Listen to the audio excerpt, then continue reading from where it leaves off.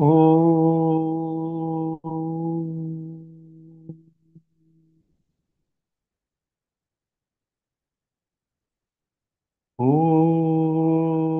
सहना भवतु सहनौ भुनक्तु सह वीर्यं करवावहे तेजस्विनावतीतमस्तु मा विद्विषावहे।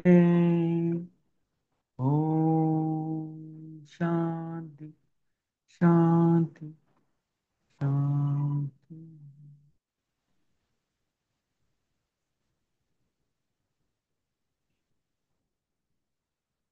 आपण जगात बघतो, कोणताही जीव हा स्वयंपूर्ण नाही,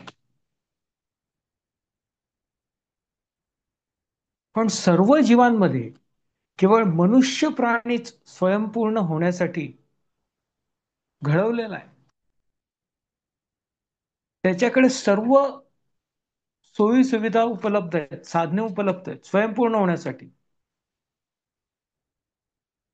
हे पहिल्या 6 अध्यायामध्ये भगवंतांनी सांगितलेलं आहे. जेव्हा तुम्हाला कळेल तुम्ही कोण आणि तुम्हाला काय पाहिजे,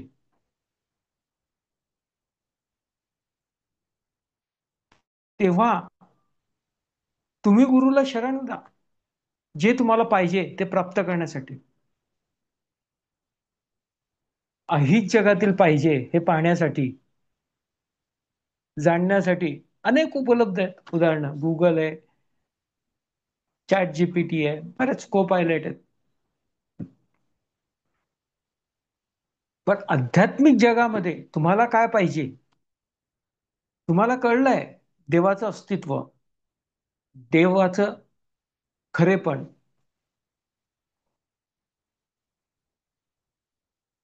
पण वळलेला नाही, त्याच्याबद्दल पूर्णतः जाण निर्माण झालेली नाही. ती व्हावी याच्यासाठी पहिले 6 अध्याय दिलेले आहेत. खरं तर भगवद्गीतेचं ज्ञान हे 3ऱ्या अध्यायापासून सुरू होतं. पहिला अध्याय म्हणजे अर्जुन विषाद योग, ज्याच्यामध्ये अर्जुन स्वतःच्या भावभावना व्यक्त करतो आणि शेवटी त्याच्याच लक्षात येतं, अरे मी जो विचार करतो तो काही मला पुढे घेऊन जाणार नाही. तो त्याच्यातच गुंततो, निराश होतो, हताश होऊन बसतो आणि शेवटी भगवंतांना म्हणतो, भगवंता तुम्ही मला मदत करा. 2ऱ्या अध्यायात पहिल्या 7 श्लोकांमध्ये अर्जुन तेच सांगतो. अजूनही कन्फ्युज आहे, पण नंतर त्याच्या लक्षात येतं भगवंतांशिवाय दुसरं कोणीही आपल्याला मार्गदर्शन करू शकत नाही. मग तो भगवंतांना शरण येतो. शरण तर आलेला आहे, पण पूर्णतः विश्वास बसलेला नाही अर्जुनाचा भगवंतांवर. का? कारण अर्जुनाने भगवंतांना एक मित्र म्हणून बघितलेला आहे इतके आयुष्यभर जगताना. म्हणून भगवंतांनी स्वतःचं महात्म्य सांगण्यासाठी आणि अर्जुनाला कळावं तो आहे तिथून मोक्षप्राप्तीपर्यंत काय करावं लागतं याचं थोडक्यात वर्णन, त्याचं ज्ञान अर्जुनाला दिलेलं आहे. म्हणून त्या अध्यायाला, 2ऱ्या अध्यायाला ज्ञानयोग म्हणतात. आणि 3ऱ्या अध्यायापासून उपदेश सुरू होतो. मनुष्य काय करू शकतो? केवळ कर्मच. कर्मच करायचं तर योग्यच करा ना. का? कारण अयोग्य कर्म केलं तर त्याचे परिणाम उलट होतात. तुम्हाला ते करेक्शन करत बसावं लागतं. त्यापेक्षा करावंच लागणार आहे, डबल एफर्ट्स घ्यायचे. एकदा चुकीचं करायचं आणि मग परत करेक्ट करायचं, त्यापेक्षा चांगलंच करा ना, योग्यच करा. म्हणून भगवंतांनी योग्य कर्माचं तंत्र, कर्मयोग स्पष्ट केलेलं आहे. आणि हे कर्म निष्काम कसं करायचं, निस्वार्थ कर्म कसं करायचं, याच्यासाठी पुढचा अध्याय दिलेला ज्ञान कर्म संन्यास योग. ज्ञान कर्म संन्यास योग. योग म्हणजे पद्धती, संन्यास, संन्यास प्राप्त करण्याची पद्धती काय? कर्म करून संन्यास कर्म संन्यास योग, कर्म करून संन्यास प्राप्त करण्याची पद्धती. ज्ञान कर्म संन्यास योग, जे कर्म करून संन्यास प्राप्त करण्याच्या पद्धतीद्वारे किंवा पद्धतीचं ज्ञान कसं प्राप्त करायचं, ज्याला आत्मज्ञान म्हणतात, ते कसं प्राप्त करायचं हे दिलेलं आहे. त्यानंतर हे ज्ञान प्राप्त केल्यानंतर कसं तुम्ही दैनंदिन आयुष्यामध्ये कर्म करतात. भगवंत म्हणतात यज्ञ कर्म करा. यज्ञ कर्म करा म्हणजे काय? समर्पित कर्म करा, निष्काम कर्म करा. म्हणून त्यासाठी 12 पद्धती दिलेल्या आहेत, 12 प्रकारचे यज्ञ आहेत. जे त्या पद्धतीतून तुम्ही जर गेलात तर तुमचं कर्म हे निष्काम होतं.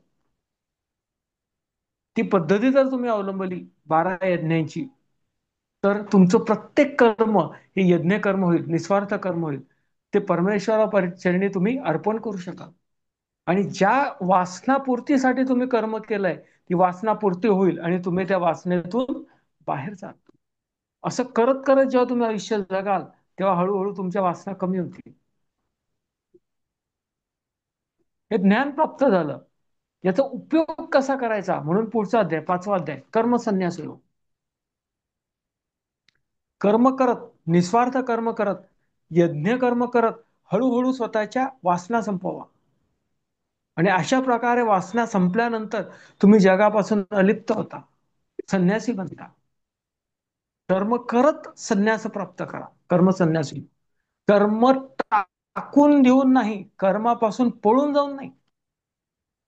कर्म निर्माणच मुळी तुमच्या वासनांमुळे होतं.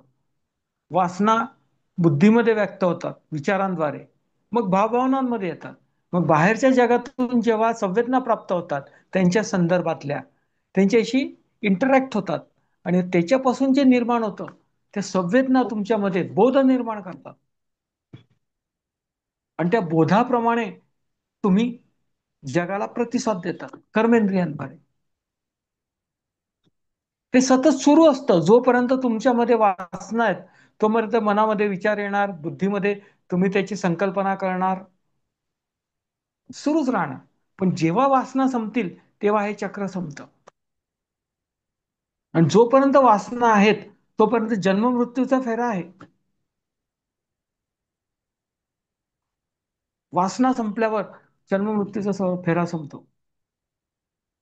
5व्या अध्यायात कर्मसन्यास योगामध्ये दिलेल्या पद्धतीने जर तुम्ही कर्म केलं, प्रत्यक्ष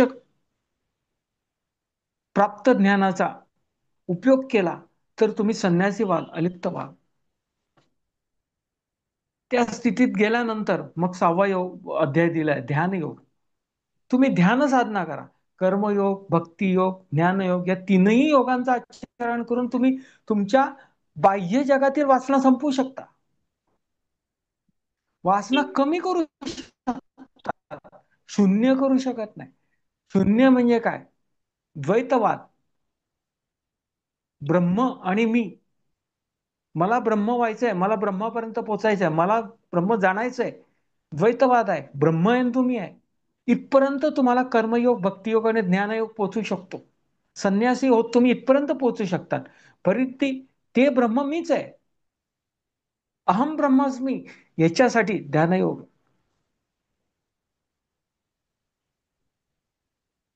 जेव्हा तुमच्या फार थोड्या वासना राहतात, एखादी दुसरी गुरुसेवा करणे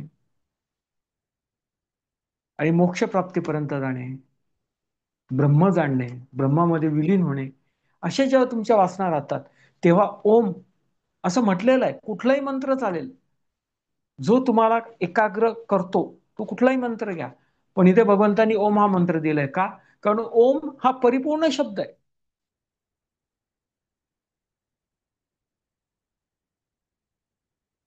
त्याचा मंत्रोच्चार करत गेल्यावर, त्याच्यावर ध्यानस्थ झाल्यावर शेवटी हळूहळू हळू तुम्ही स्वतःच्या सर्व वासना टाकून देता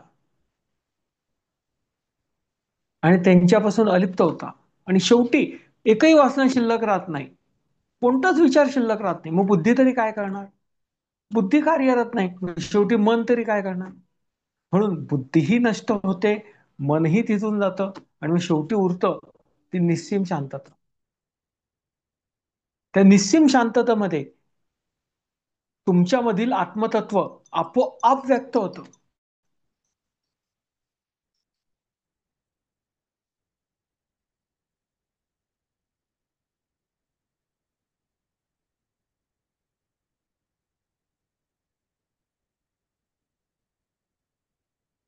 त्याच्यासाठी तुम्हाला दुसरं काही करायची गरज नाही. ते आपोआप स्वतःहून व्यक्त होतं. It is self expression. जसा सूर्य स्वतःहून उगवतो. सूर्याला दाखवण्यासाठी तुम्हाला काही दुसऱ्या प्रकाशाची आवश्यकता नाही. तसंच आत्मतत्व तुमच्यामध्येच आहे. ते स्वतःहून व्यक्त होतं. ध्यान साधनेद्वारे तुम्ही अंतस्थ आत्मतत्व जाणता. हा पहिला विभाग आहे. तुमच्यामधील आत्मतत्व जाणा, तुमच्यामधील देवत्व जाणा. त्यानंतर भगवंतांनी दुसरा विभाग दिलाय, तत्. ते ब्रह्म. तत्त्वम असी. तुम्ही स्वतः करता आहात ध्यान साधना, म्हणून आधी जाणून घ्या तुम्ही कोण. म्हणून भगवंतांनी प्रथम त्वम समजून सांगितलेलं आहे. आणि स्वतःतील आत्मतत्व जाणल्यानंतर तत् हे जाणणं सोपं जातं. ते ब्रह्म जाणणं सोपं जातं. मग ते ब्रह्म जाणा. म्हणून 7वा ते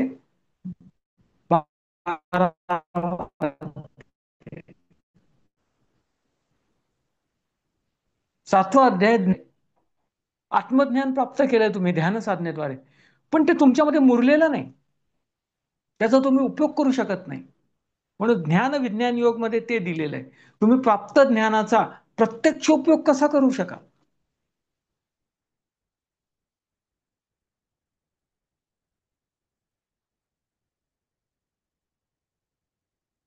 जेव्हा तुम्ही प्रत्यक्ष उपयोग करता, त्याच्यानंतर 8वा अध्याय दिलेला आहे. हा अक्षर ब्रह्मयोग. कशासाठी करायचा उपयोग. अक्षर ब्रह्मयोग. अक्षर ब्रह्म योग. योग म्हणजे पद्धती, ब्रह्म म्हणजे ब्रह्मापर्यंत पोहोचण्याची. अक्षर कसं ब्रह्म आहे, अविनाशी आहे, अक्षर आहे. जे क्षर नाही, ज्याचा नाश होत नाही, असं अविनाशी अक्षर ब्रह्म आहे. म्हणून प्राप्त ज्ञान उपयोगात आणायचं, याचा उद्देश 8व्या अध्यायामध्ये दिलेला आहे. 6 अध्यायांमध्ये दिलेलं ज्ञान प्रत्यक्ष उपयोगात कसं आणायचं हे 7व्या अध्यायात दिलेलं आहे. आणि 8व्या अध्यायात कशासाठी आणायचं हे स्पष्ट केलंय. अक्षर ब्रह्मयोग. ब्रह्माचं अक्षरत्व, अविनाशित्व जाणा.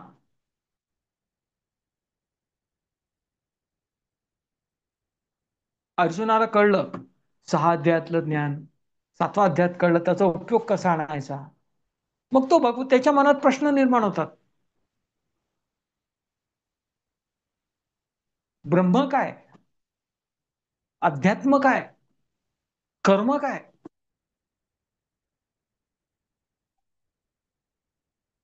दैवत म्हणजे काय,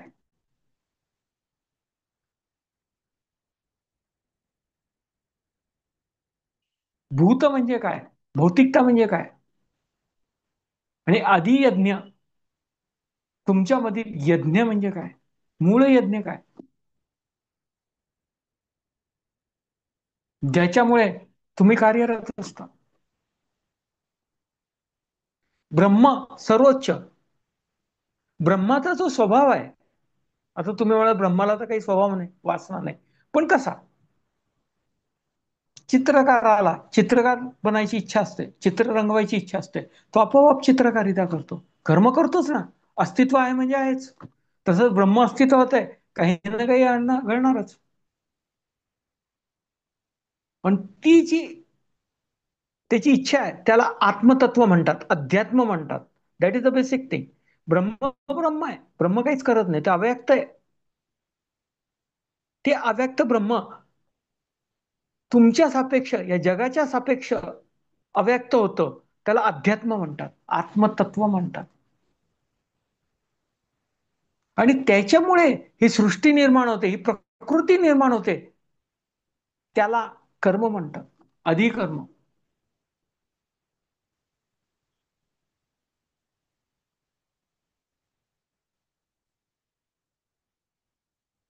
ब्रह्म, अध्यात्म, कर्म, अधिभूत, अधिदैव आणि अधियज्ञ. सर्वात उच्च ब्रह्म. ब्रह्मापासून जे व्यक्त होतं, म्हणजे जे तुमच्या कन्सिविंगच्या शक्तीपर्यंत पोहोचतं, ज्याचं तुम्ही जाण घेऊ शकता, ते अध्यात्म. म्हणून आध्यात्मिक ज्ञान म्हणतात, अध्यात्म म्हणतात. त्याचा अर्थ हे आहे की तुम्ही ते जाणा, ते आत्मतत्व जाणा, ते तुमच्यापर्यंत पोहोचणारं जाणा.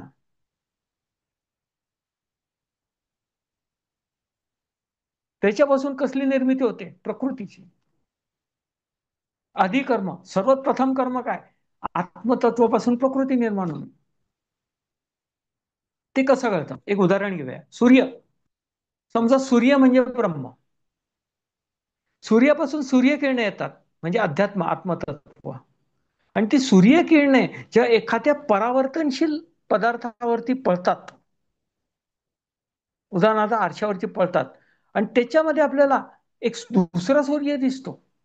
आपल्याला तो परावर्तित होऊन झालेला सुद्धा एक सूर्य दिसतो, आणि एक ओरिजिनल सूर्य सुद्धा दिसतो. पण सूर्यकिरणांना परावर्तित होऊन जो सूर्य निर्माण होतो, तो या परावर्तनशील पदार्थाचा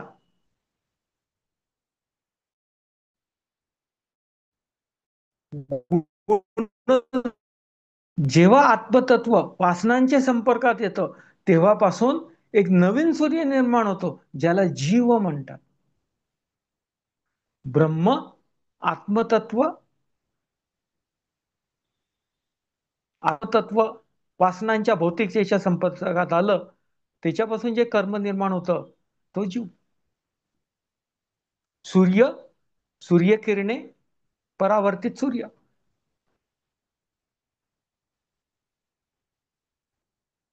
सूर्य ब्रह्म, सूर्यकिरणे आत्मतत्व, आणि परावर्तित सूर्य ऑब्जेक्ट झाला ना, काहीतरी दिसलं ना तुम्हाला, व्यक्त स्वरूपात काहीतरी निर्माण झालं ना, म्हणजे कर्म झालं. आधी कर्म. सूर्याच्या दृष्टिकोनातून प्रतिबिंबित सूर्य, आणि आत्मतत्वाच्या दृष्टिकोनातून कर्म.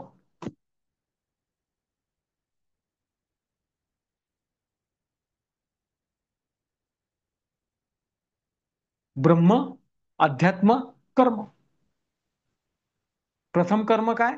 अध्यात्माचं प्रकृती निर्माण करणे. सूर्य, सूर्यकिरणे, परावर्तित सूर्य, अनेक सूर्य.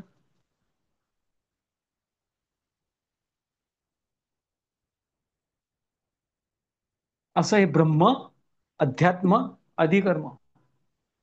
त्यानंतर आधिभूत म्हणजे काय? अधिदैवत म्हणजे काय? आणि आधी यज्ञ म्हणजे काय? प्रकृती पंचमहाभूतांची बनलेली आहे. भूत, भौतिकता.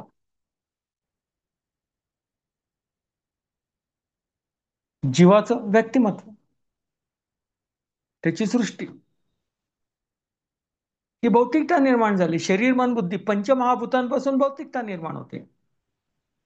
पंचमहाभूतांची भौतिकता, अधिभूत.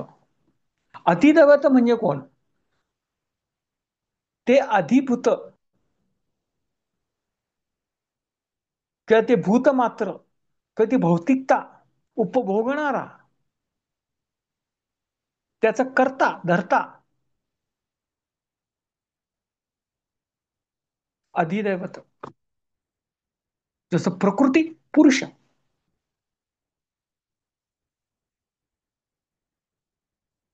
आणि प्रकृती आणि पुरुष हे कशापासून निर्माण होतं? अधियज्ञ. आत्मतत्व अधियज्ञ होतं जेव्हा भौतिकतेशी एकरूप होतं, अधिकर्म घडतं, आणि त्या अधिकरणापासून अधिभूत निर्माण होतं, आणि त्याला उपभोगणारा पुरुष म्हणजे अधिदैवत. आत्मतत्व हे अधिदैवत रूपी ते जीवामध्ये असतं, त्या अधिभूतामध्ये असतं. आणि हे कशामुळे घडतं? आत्मतत्वामुळे. जो आत्मतत्व जे जीवाद्वारे व्यक्त होतं, जीवामधलं अंतस्थ आत्मतत्व म्हणजे अधियज्ञ. आत्मतत्व सर्वत्र आहे, प्रत्येक जीवामध्ये, वस्तूमध्ये, जगामध्ये. ते जेव्हा जीवामध्ये येतं, तेव्हा तो अधियज्ञ.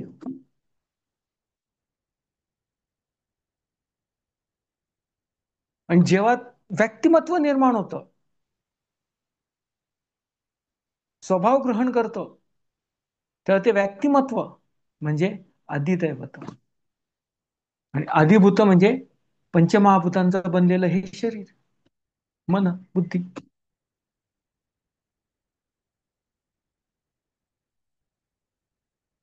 अशा प्रकारे ब्रह्म, अध्यात्म, अधिकर्म, अधिभूत, अधिदैवत आणि अधियज्ञ. अधिभूत पासून ब्रह्मापर्यंत.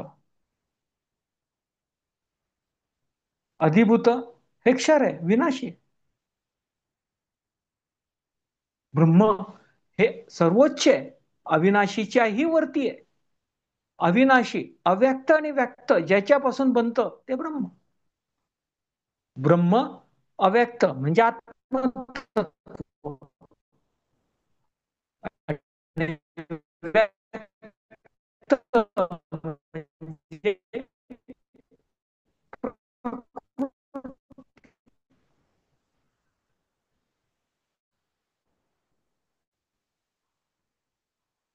अधिभूतापासून जे तुम्ही आहात, ज्याचे तुम्ही बनलेले आहेत, तिथपासून अक्षर ब्रह्म जाणार. म्हणून अक्षर ब्रह्म योग. तुम्ही जिथे आहात अधिभूत, तिथून तुम्ही अक्षर ब्रह्म जाणार. या ज्ञानाचा उपयोग काय? या ज्ञानाचं ध्येय काय? ब्रह्म जाणणे. अक्षर ब्रह्म. आणि अख्ख्या अध्यायाचं पद्धत स्पष्ट केलेली आहे. भगवंतांनी पुढे मनुष्याची एक खास स्वभाव स्पष्ट केलेला कोणता? तुम्ही ज्याची पण इच्छा धराल ते तुम्ही प्राप्त करता. करतो ना आपण. त्याच्यासाठी कसं करायचे हे सांगायची गरज नाही. लहानपणापासून आपण तेच करत आलेलो.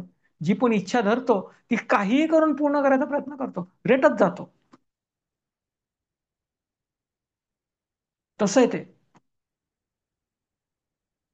ती भौतिक असेल तरी तुम्ही रेटून पूर्ण करता.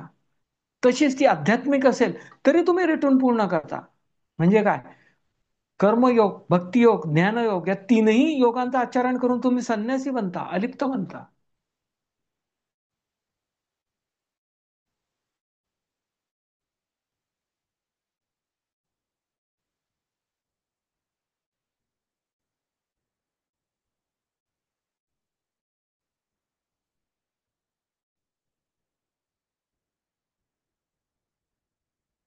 पण तरी सुद्धा साक्षात्कार प्राप्त करण्याची म्हणता.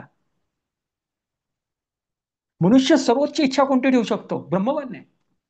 तुम्ही कोणती इच्छा ठेवा, will become that. As you think so you become. हा मनुष्य प्राण्याचा स्वभावच आहे, हे भगवंतांनी स्पष्ट केलंय. तुम्ही जगाबद्दल उपयोगात आणा हे ज्ञान, जगामध्ये उपयोगात येईल. तुम्हाला पाहिजे ते प्राप्त होईल. आणि तुम्ही तेच ज्ञान ब्रह्म जाणण्यासाठी उपयोगात आणा, अंतस्थ आत्मतत्व जाणण्यासाठी उपयोगात आणा, ते तुम्ही करू शकता. It is up to you. तुम्ही ज्याची उपासना कराल तेच तुम्हाला प्राप्त होईल, भौतिकता असो ब्रह्म असो. आणि तुम्ही ब्रह्मापर्यंत कसा बसा पोचाल? भौतिकतेबद्दल तर सांगायची गरज नाही, ते आपण करतोच. योग साधनेद्वारे आणि ध्यान साधनेद्वारे. कर्मयोग, भक्तियोग, ज्ञानयोग ही योग साधना. जेव्हा तुम्ही करता तेव्हा संन्यासी बनता. आणि संन्यासी बनल्यावर तुम्ही जेव्हा ध्यान साधना करता तेव्हा आत्मज्ञान प्राप्त होतं, आत्मज्ञानी प्राप्त बनता, योगी बनता आणि ब्रह्म जाणता, ब्रह्मामध्ये विलीन होता.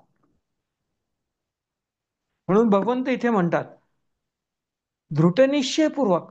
तुमचा निश्चय कसा पाहिजे? दृढ पाहिजे. मला ब्रह्म बनायचंय, मला ब्रह्म जाणायचंय, असा जेव्हा तुम्ही निश्चय कराल तेव्हाच तुम्ही कर्मयोग, भक्तियोग आणि ज्ञानयोग याचं आचरण करू शकता. आणि हळू स्वतःच्याच वासना संपवू शकता. आणि मग तुम्ही ध्यान साधना करण्यासाठी क्वालिफाय होता. मग ध्यान साधना करून मोक्ष प्राप्त करता. अशा प्रकारे भगवंतांनी मोक्ष प्राप्तीचा मार्ग दिलेला आहे. तुम्ही ध्यान साधनेद्वारे ब्रह्मापर्यंत पोहोचू शकता. त्या अक्षर ब्रह्म जाणू शकता. क्षरपाक्षून अक्षरपर्यंत शकता. आणि मग भगवंत समजावतात ब्रह्म हे व्यक्त आणि अव्यक्तच्या पलीकडे आहे.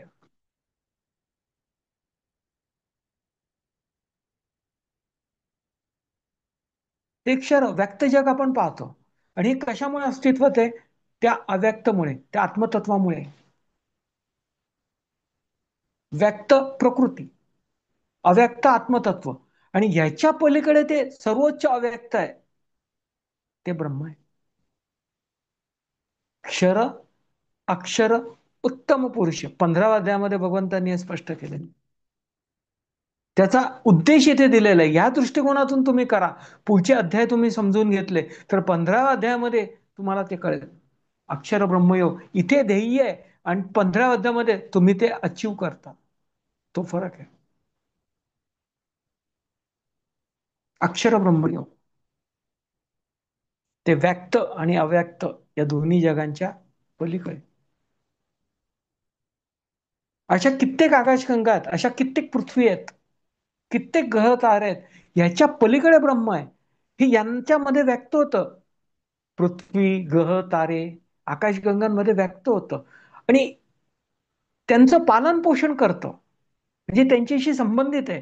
म्हणजे त्या अव्यक्त वरती अवलंबून हे व्यक्त आहे. आणि या सर्वांच्या पलीकडे अशा अव्यक्त, व्यक्त, अव्यक्त, अव्यक्त, व्यक्त अशा कित्येक आकाशगंगांच्या, ग्रह ताऱ्यांच्या पलीकडे ब्रह्म आहे. त्याला सर्वोच्च अव्यक्त म्हटलंय. पुरुषोत्तम, क्षर अक्षर उत्तम पुरुष,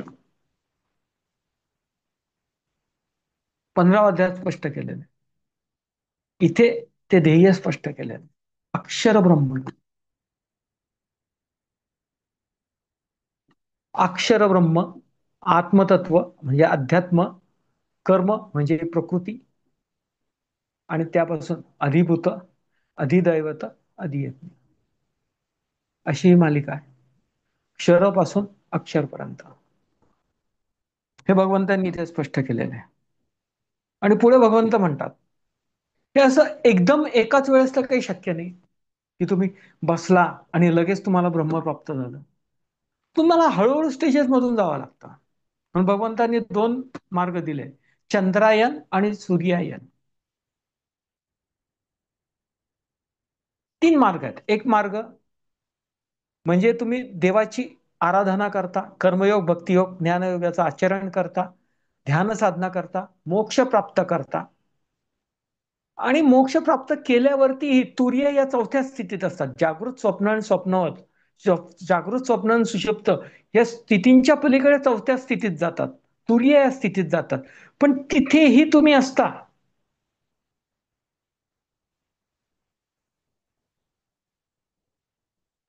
तिथे तुम्ही सुख दुःख अनुभवता, याच्यापासून मुक्तीमुळे, आणि परत या जगामध्ये येता. त्याला चंद्रायन म्हटलेलं आहे, कारण परत येता. कारण तुमची पोटेन्शियल एवढं नसतं की तुम्ही डायरेक्ट ब्रह्मामध्ये विलीन व्हाल.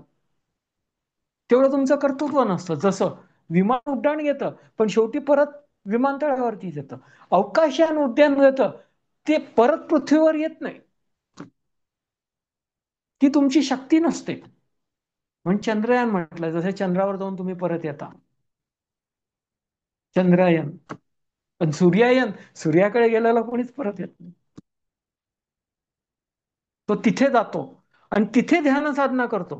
तिथे ब्रह्मलोकामध्ये राहतो, आणि तिथे उरलेली ध्यान साधना करून या जगाच्या पलीकडे त्या अव्यक्तामध्ये जातो.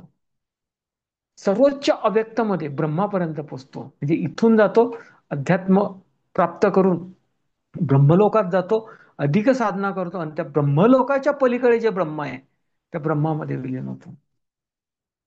सूर्यायन. आणि तिसरा प्रकार आहे त्या तिथून ह्याच जगात, इथेच तुम्ही कर्मयोग, भक्तियोग आणि ज्ञानयोग याचं आचरण करून ध्यानयोग करता आणि मोक्ष प्राप्त करतात. आणि इथेच तुम्ही स्वतःच्या सर्व वासना संपवता, आणि डायरेक्ट फ्लाईट, फ्लाईट नाही, direct to cosmos, no trace, सूर्याच्याही पलीकडे, दुसऱ्या आकाशगंगेमध्ये, त्याच्याही पलीकडे जाता, ब्रह्मापर्यंत पोहोचतो. असं हे अक्षर ब्रह्म भगवंतांनी स्पष्ट केलेलं. इथून डायरेक्ट मार्ग दुसरा, इंटरमिजिएट जा, सूर्य देवतेकडे जा, ब्रह्मलोकामध्ये जा, स्वतःची साधना परिपूर्ण करा, आणि मग जा. एक स्टेज घ्या. पण तुमची साधना एवढी असते की तुम्हाला परत यायची गरज नसते. पण तुमची साधना कमी असेल तर चंद्रावरती गेल्याप्रमाणे तुम्ही जाता, स्वर्ग सुख अनुभवता, परंतु परत जगामध्ये येता. कारण चंद्र हा परावलंबी आहे. तो सूर्याच्या ऊर्जेवर जगतो. तो सूर्य नाही, त्याला स्वतःची ऊर्जा नाही. तसं तुमचं असतं. तुम्ही एखाद्या काठीने घेऊन जागत असता. द्वैतवाद तुमच्यामध्ये असतो. म्हणून तुम्ही सूर्यापर्यंत जाऊ शकत नाही. ब्रह्मापर्यंत, अव्यक्त ब्रह्मापर्यंत जाऊ शकत नाही. त्याला जाणतात. आय एम आत्मन ब्रह्म हे तिसऱ्या स्थितीमध्ये जातात. पण अहम ब्रह्मास्मी या चौथ्या स्थितीमध्ये जातात. तिसऱ्या स्थितीमध्ये चंद्र आहे. चौथ्या स्थितीमध्ये अहम ब्रह्मास्मी, मीच ब्रह्म आहे हे जाणता. अनुभव नसतो. अनुभव आल्यावर ब्रह्म बनतात, ब्रह्मामध्ये विलीन होतात. अक्षर ब्रह्म योग, ते ब्रह्म जाणं. अक्षर ते सदैव आहे, सर्वत्र आहे. त्याच्यावरती हे सर्व क्षर आणि हे अक्षर अवलंबून आहे, त्या अव्यक्त ब्रह्म. अशा प्रकारे भगवंतांनी तुमच्या ध्यान साधनेचं, तुम्ही प्राप्त केलेल्या ज्ञानाचं ध्येय स्पष्ट केलं ह्या 8व्या अध्यायामध्ये. अक्षर ब्रह्मयोग. हरिओम.